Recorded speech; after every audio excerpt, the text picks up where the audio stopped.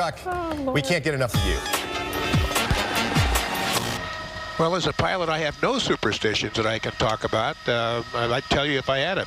Anyway, I wanted to review our SIG alerts this morning. We have two working. The first you saw just a few moments ago with Alex Calder. This is the southbound 5 south of the 118, or actually between the 118 and San Fernando Mission Road. Multi-vehicle accident, still in the clearing stages with traffic backing up towards the Newhall Pass. And then SIG alert number 2 is on the southbound 405 at Valley Vista. This is a broken down bus. They're just waiting for a supersized tow unit to arrive at the scene. That's backing up traffic into Van Nuys. And then out in Ontario on the 60 westbound in Mountain, that's a solo vehicle injury crash. That vehicle slammed into the right wall. The backup to about Grove. That's the latest on the freeways. Let's send it back to the studio. Mark Kriske has the weekend forecast. Oh, it's going to be a hot one, Commander Chuck, unless you head. Chuck, your crazy promotion started before you even had the job. Am I right about that? When you, how did you get your job with KIIS FM? Well, that was a desperate act. At the time, I had talked a couple of my close friends into becoming partners with me and purchasing this 2-seater helicopter with a 4-cylinder motor. And we were trying to start a charter business. The plan was for my 2 partners to get their helicopter ratings, and then it was my job to try to find work for the helicopter. And it was, you could do a lot of photo jobs, but a lot of people are not very interested in getting into a 2-seater helicopter that looked like it had a Volkswagen engine underneath it and no baggage compartment. So after about a year and a half, the business, it was obvious that we weren't going to be able to make it with this helicopter. So I was 2 months behind on my condo rent. I was 2 months behind on my car payment, and by that time I had started listening to KIIS FM and Rick Dees, and he was really on fire. The ratings were growing exponentially, and over a pitcher of beer at a pizza parlor in Cyprus with a guy named Tony Silva, who used to provide security for Rick Dees. His full-time job is he was a policeman for the city of La Palma, where you live. And so the more beer we drank, we started talking about stunts that we could do to get Rick Dees' attention. So he said, you know what you ought to do? You ought to fly up alongside Rick Dees' 19th floor radio studio window in Hollywood and maybe have a stripper with you. And so, again, the ideas were getting crazier with the more beer that we drank. And he said, could you do that? And I said, yeah, I think I can do that. So he said, well, I know a stripper. Let me contact her and see if it's something that she'd be willing to be involved with. It would get Rick's attention. Who knows? Maybe it'd get you an interview. So this was like a Thursday.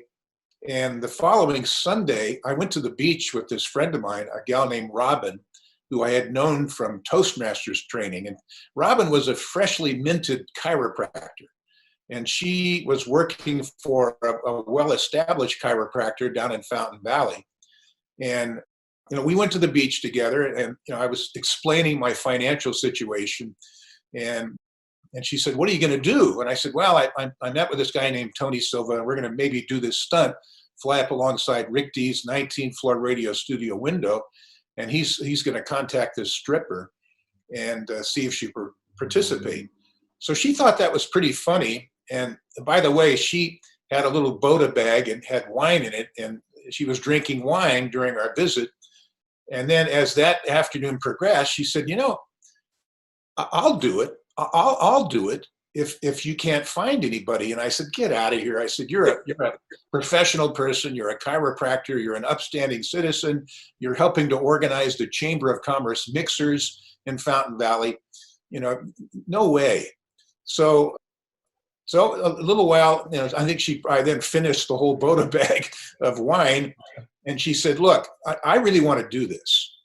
I want to do this. I think it would be fun. And, who knows, maybe you get your job.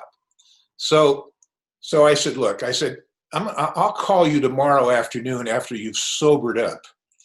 So I did. And she came on the line, and I said, look, you had a lot to drink yesterday, and I don't know whether you really were serious, and frankly, I don't think you should do it. And she said, Chuck, I want to do this.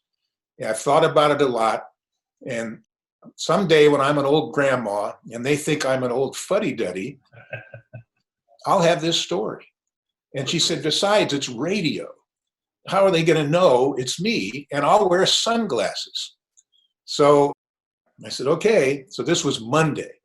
So then Tuesday night, she came over to my condo, and we made 3 signs. At that time, Rick Dees was promoting a comedy show at the Spruce Goose next to the Queen Mary. And as you know, the Spruce Goose was a huge airplane that was made at the end of World War II, but was not finished in time for the conclusion of the war. And so it was like a museum piece in that dome next to the Queen Mary. And Rick Dees was having a comedy show there. And during the preceding weeks, he talked about how big the Spruce Goose was. It's so big you can park a DC-10 under each wing. And that was where he was going to have the comedy show the next night. So this is Tuesday night. So we made 3 signs. The first sign said, park these under the goose. And then the second sign said, here's 2 for you. And then the third sign said, we're burning your buns. And if you listen to KIIS FM, you know that we're burning your buns was always the punchline when they were spoofing somebody on the radio, kind of like, a candid camera, but it was candid phone. So anyway, I didn't sleep worth a damn that night. I was thinking, here I am, I'm probably going to get thrown out of my condo. I'm going to get my car repossessed, and I'm probably going to lose my license as a pilot.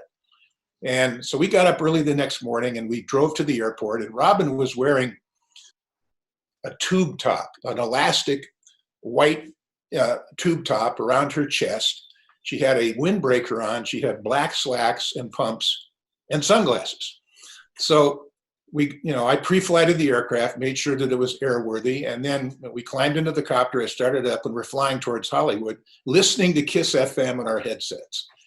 And this happened to be the longest day of the year, June 21st, 1983. So it was overcast that morning, and we didn't talk too much. I think she was probably thinking, maybe I shouldn't be doing this. So we got up, we went through the downtown Los Angeles and headed up the 101 towards Hollywood. As we got to Sunset Boulevard, I slowed down the aircraft and turned it westbound towards where the Trizec building was, where Rick's studio was located on the 19th floor. And so she took her windbreaker off and slid that tube top down around her waist, exposing her ample bosom. She was a beautiful girl. She could have been a Playboy model. And by the way, we had put the half photo door on the helicopter. I used to use that for photographers. The lower half was plexiglass, but the upper half was open so you could stick the camera lens out. And we're listening to Rick Dees talking about the longest day of the year. You'll be back to something good.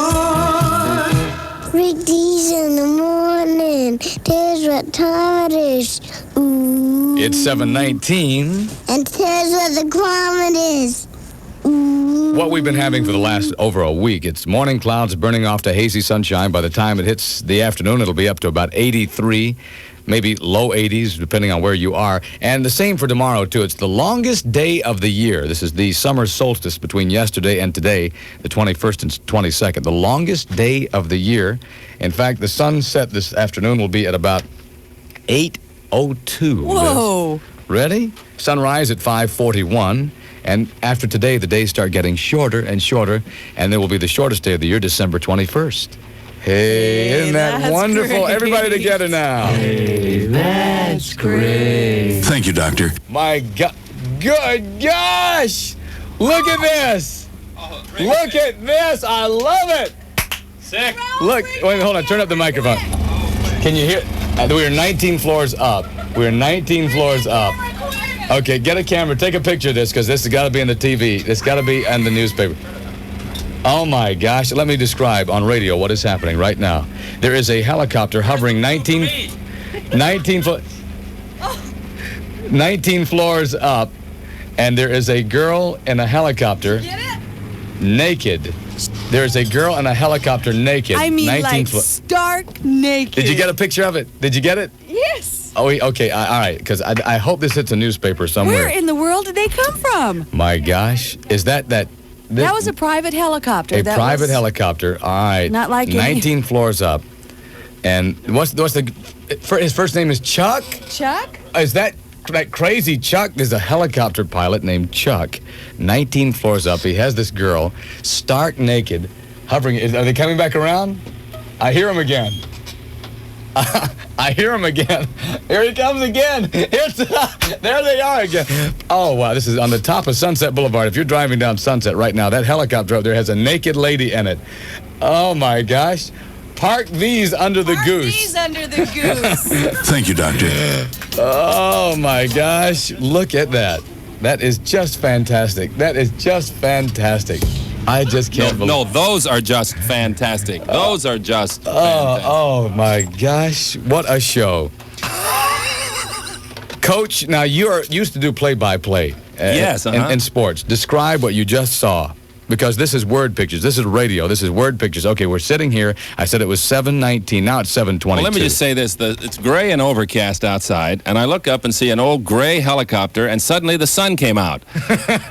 There's a girl there who is nude, right? I mean, she's nude from the waist up. There she is again. Look, she's throwing confetti now. They came around 3 passes here. Now, wait a minute. Hey!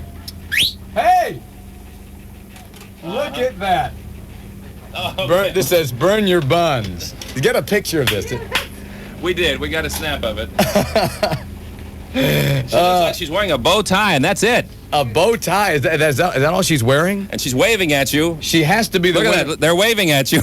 Oh, my gosh. She has to be the winner of the Golden Globe Award this year. Or Golden Globe. Golden Globes Award.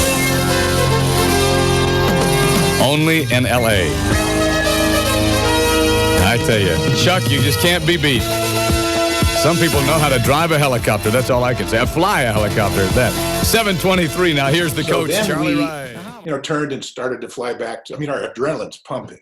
And we turned back towards Long Beach. But what we didn't realize at the time is that on the other side of the building, the same floor, was the AM station, KPRZ, and Gary Owens from Laugh-In fame was on the air at the time. And he saw what was going on out there. And of course, in typical Gary Owens fashion, he says, well, this girl, she's a union girl, but she's certainly not SAG. So anyway, Robin and I, they're all hell is, they're talking about it on the radio. They're just laughing. And we're flying back to Long Beach. And I think he played a record and came back. And he said, we found out who the girl is. And, I had an inside connection there, a gal who I'd become acquainted with who actually was on the staff at KIIS FM and made sure that the drapes were open. I mentioned Robin's name one time, and somehow she remembered the full name. So we're flying back, listening to the station, still pumped up on adrenaline. Rick Dees comes on and says, in case you just joined us, we had a helicopter hover outside our window with this girl who was topless, and we know her name. Her name is Robin Phillips. We looked at each other like, oh, God, So how did that happen? So Lynn apparently had told him. So anyway, we got back to Fullerton Airport. I apologize, not Fullerton, but Long Beach Airport. I apologize. I'm sorry. I hope you don't get any trouble. So she went into work, and her boss apparently was listening. Well, he was shaving, and I had visions of him as he hears this name. He goes, and nearly cuts himself. And then they had a staff meeting. He was so mad at her. He said, I can't believe you did that. Why would you do that? I should fire you. So anyway, they decided what their story was going to be. And it's like nothing happened. Like 2 weeks later, she had one of her patients said, I was listening to that KIIS FM and that Rick Dees, and somebody flew up alongside the window in a helicopter, and they said the girl's name was Robin Phillips. That wasn't you, was it? She said, oh, no, that wasn't me. And that's the only thing that happened after that. But I ended up getting an interview with the boss at the radio station because Rick Dees, actually that night, I went to the comedy show with the gal I knew from KIIS FM. And afterwards, I was invited to join Rick and about a dozen other people at the Queen Mary in the Sir Winston's restaurant. And I sat there across from him. And he thought it was really, really cool. And I said, well, I'd sure love to be your traffic reporter. We have the '84 Olympics coming up when they're talking about gridlock traffic here in Southern California. And I'd love to be your traffic reporter. And he said, well, do you have a proposal? And I said, I'll put one together. So 3 days later, I took this proposal in a loose leaf binder, gave it to Rick. He gave it to the boss. And then a few days later, they gave me a meeting with Wally Clark, the general manager, and the program director, Jerry DeFrancesco. And, I think it was one of those things like Wally said, well, I'll talk to him for 15 minutes. And that meeting lasted 90 minutes. And they said, all right, we'll get back to you. So it's like the next day, Jerry DeFrancesco called, come back in. And we had another meeting. He said, all right, we're going to try this for 90 days to see if we like you, if you like us, and see what happens. So that's how it came to be. When I finally got on the air every day, I was so nervous. It was so obvious. But I had to, what was the alternative? I had to succeed, or they were going to, kick me out of my place. And there were people during that first month that said, he'll never make it. This guy is not going to make it. And so my job lasted 28 years. And all of those people were long gone, So there you are. That's the story of what happened. And it's a different way to get a job, that's for sure. I wouldn't recommend it today, but it sure worked for me at the time.